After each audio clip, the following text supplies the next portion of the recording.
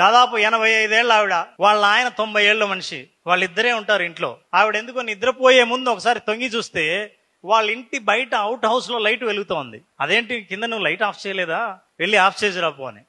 ఈయన పాపం కష్టపడి 90 ఏళ్ళు ఆయన కిందికి దిగుతూ జాగ్రత్తగా వెళ్ళి చూస్తే దూరం నుంచి అతనికి అర్థమైందంటే 5 మంది దొంగలు పడ్డారు. ఈయన భయపడిపోయి పోలీసులు ఫోన్ చేశాడు. పోలీస్ స్టేషన్ అంటే చెప్పండి ఏం కావాలని. ఏం లేదండి, మా ఇంట్లో దొంగలు పడ్డారు, మీరు వెంటనే వస్తే దొంగలను పట్టుకోవచ్చు అన్నాడు.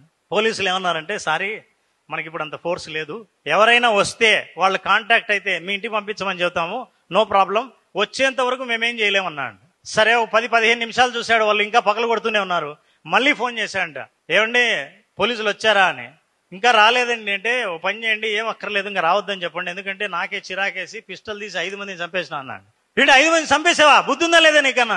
అవునండి, ఇంకేం పర్లేదు, తొందరగా లేదని ఫోన్ పెట్టాడు. 5 నిమిషాల్లో ఒక అంబులెన్స్, 2 పోలీస్ జీపులు, 10 మంది పోలీసులు పడపడపడ ఇంటికి వచ్చి చేరుకున్నారు. 5 నిమిషాల్లో వచ్చారు. అందరూ వచ్చి చూస్తే దొంగలు అంగా అక్కడే ఉన్నారు. వాళ్ళందరినీ పట్టుకున్నారు. ఈయన దగ్గరికి వచ్చారు, ఎవరో చంపారన్నా, ఎక్కడ ఉన్నారు అని. ఎక్కడ చంపలేదని. మరి ఎందుకు అబద్ధం చెప్పావు?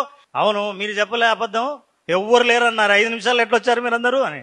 సీనియర్స్ ని తక్కువ అంచనా వేయకండి.